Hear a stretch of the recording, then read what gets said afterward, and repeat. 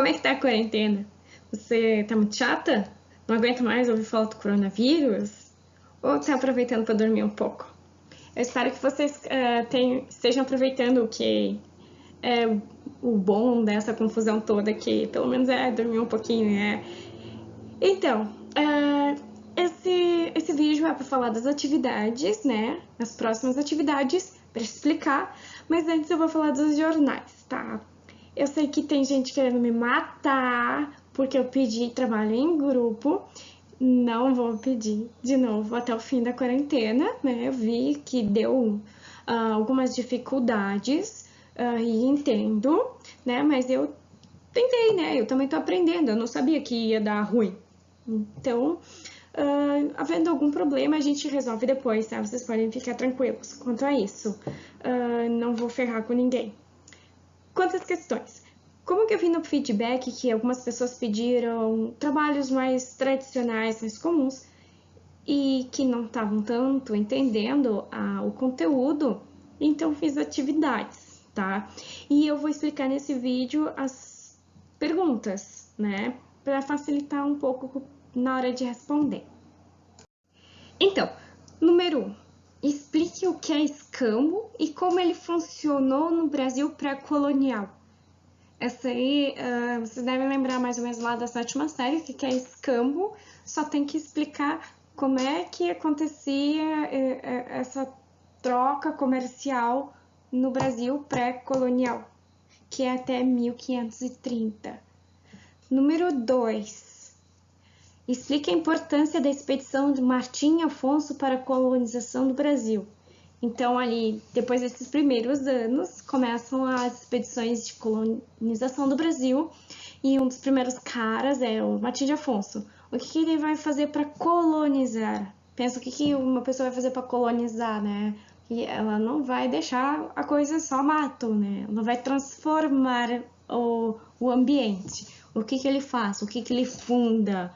O que ele cria no Brasil? Número 3. Como funcionava a distribuição de terra e ocupação do Brasil no século XVI e como ela se relaciona com as diferenças sociais ainda existentes no Brasil? Então, assim, tem duas perguntas, né? Como funcionava a distribuição de terra? Todo mundo ganhava terra igualmente ou só tinha um grupo de pessoas que ganhavam? E como é que elas ganhavam? Elas compravam? Era doada? Como a terra era um lote pequeno, era um lote grande de terra, era um lote imenso de terra? Como é que era que funcionava a distribuição, sabe, das terras no Brasil do século XVI? Tá, isso tem a ver com as diferenças sociais, porque para ocupar o país, o nosso país, Portugal que era pequenininho assim, e o Brasil enorme, como é que Portugal desse minúsculo, que é um tamanho minúsculo, conseguiu povoar o Brasil? Porque quem é que ele mandou para cá explica por muita coisa na nossa sociedade. Isso tem lá no texto. Número 4. Quais foram as capitanias mais bem-sucedidas e por quê? Essa é a pergunta mais fácil que eu fiz, tá? Eu fiz só porque eu queria saber que vocês soubessem o nome das duas capitanias. E por que elas tiveram sucesso? Tem a ver com a economia dessas duas capitanias. Número 5. Por que foi adotada a economia açucareira no Brasil? Quais eram as suas características? Por que eles não criaram gado? Por que eles não plantaram beterraba? Por que eles não cultivaram batata? Por que açúcar? O que tem... E por que deu certo aqui no Brasil, né? Isso está explicado lá no texto. Tem características da geografia do Brasil que explica por que eles resolveram adotar essa atividade e também por que o açúcar era importante na época e também quais as características das fazendas de engenho de açúcar, né? Elas eram grandes, elas plantavam o quê? Quem é que trabalhava, né? Tem as características lá no texto. Número 6. Como o Brasil se insere no contexto do mercantilismo? Então, o Brasil colônia. Isso tem a ver com o mercantilismo. Tem a ver lá também uma dica com o pacto colonial. 7. De que maneira o engenho de açúcar desenvolveu outras atividades econômicas no Brasil colônia? A economia açucareira, ela era a principal atividade econômica do Brasil até o século XVII, quando vai ser encontrado ouro. Praticamente era isso que se exportava, mas não era a única atividade. Então, as pessoas aqui tinham outras atividades satélites do engenho de açúcar. Que para o engenho de açúcar, já que ele só produzia açúcar, ele precisava de outras coisas, outras produções para ele funcionar. Então, pede como é que isso aconteceu. Número 8. Por que podemos dizer que o Brasil colônia se formou uma sociedade patriarcal? Tem que entender o que é uma sociedade patriarcal. Vão lá no texto que vai explicar o que é, quem são os patriarcas e por que poder que tinha o patriarca, o que essa pessoa mandava. O patriarca, ele não era o governador, ele não era o rei, não era nada, mas o patriarca, ele mandava em tudo. Então tem que ler lá descobrir quem é esse patriarca aí. Número 9. Apesar de ser relegado ao interior da casa, por vezes a mulher se tornava uma espécie de sócia minoritária do patriarcalismo. Explique. Então ali a gente já pode ver que a mulher, ela não era um patriarca, mas ela era muitas vezes, ela era só dona de casa, né? Ela tinha que cuidar dos filhos, ter um monte de filhos.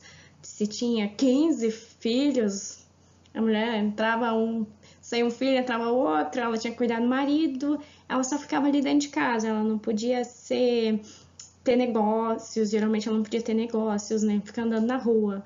Mas algumas vezes as mulheres, elas transgrediam isso e acabavam adotando o papel do patriarca. Daí é para explicar como é que isso acontece. Então vocês vão ali lá no texto que explica como é que a mulher, ela, às vezes, ela é uma sócia do patriarca. Número 10. Por que foi adotada a mão de obra escrava africana no Brasil colônia? Né? Por que não a indígena? Né? Por que que não foi trabalho assalariado? Por que que foi mão de obra escrava africana? Por que que eles vão trazer gente lá da África para trabalhar aqui? Daí, peguem lá os motivos. Número 11. Os escravos eram despersonalizados e transformados em propriedade, perdendo a humanidade. Eles viravam uma coisa, um objeto. E eles aceitavam isso, sabe? Imagine você ser transformado em escravo, você vai aceitar?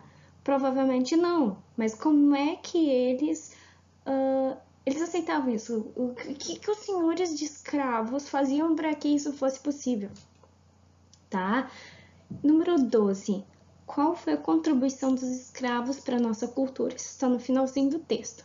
Aliás, todas as perguntas elas estão em ordem do texto. A 1 vocês vão achar no início, a 12 no final.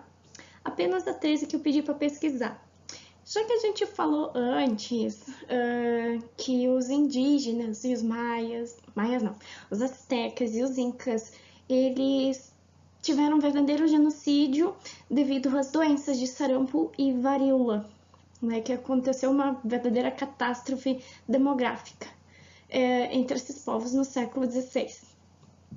E hoje está acontecendo a mesma coisa, né, com os indígenas. Então vocês procurem lá para ver o que está acontecendo com os indígenas com relação ao Covid-19, né, que é interessante. Então vocês pesquisem na internet ou assistam na televisão. Na televisão vai falar mais sobre Manaus, né, o Amazonas, que é onde que tem a grande população de indígenas. Então pesquisem lá um pouquinho e escrevam umas 3 linhas assim sobre o que está acontecendo com os indígenas nessa pandemia. Então era isso, mas acho que agora fica um pouco mais claro para entender e responder. Então era isso, tchau, espero que até logo a gente se vê. Tchau, tchau!